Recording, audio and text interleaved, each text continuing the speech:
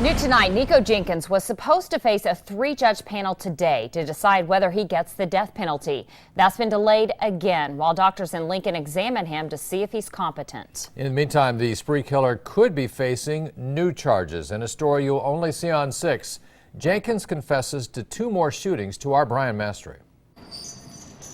Nikko Jenkins never went to trial. He eventually admitted his role in the shooting deaths of 4 people in a 10-day span more than 2 years ago to detectives.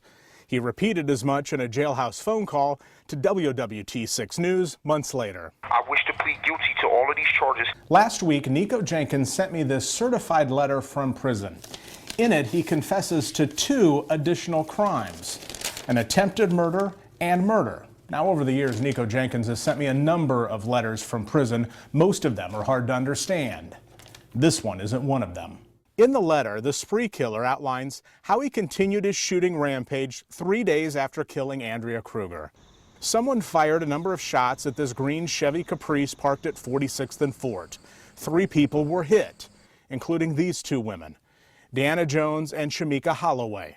We interviewed them 3 months after the incident, where they pointed to Nikko Jenkins as the shooter. I just turned back to the front of the car, and I just heard gunfire, and I seen the window shatter, and that's when I ran.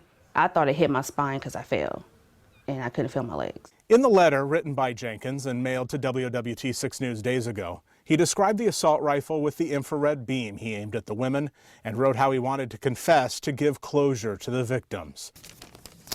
We showed the letter to Douglas County Attorney Don Klein. He points out 2 different cases. One, he was already a person that was under suspicion for.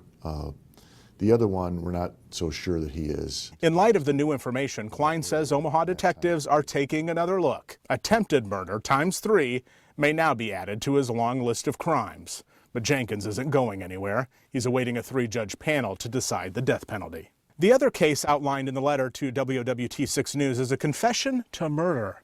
Jenkins wrote he shot a man 11 times in the chest with the same gun sometime between August 24th and 29th near 24th and Blondo. Unlike the other case, Jenkins did not offer any names. And there's this red flag. There's no evidence of a shooting in this area during the time, let alone a homicide. One shooting where the evidence lines up, and another where nothing makes sense. So what are we to make of the confessions? Tries to mess with the system as much as he can, so who knows what his purpose is. With photographer Jim Hinchik, I'm Brian Mastre reporting, WOWT 6 News.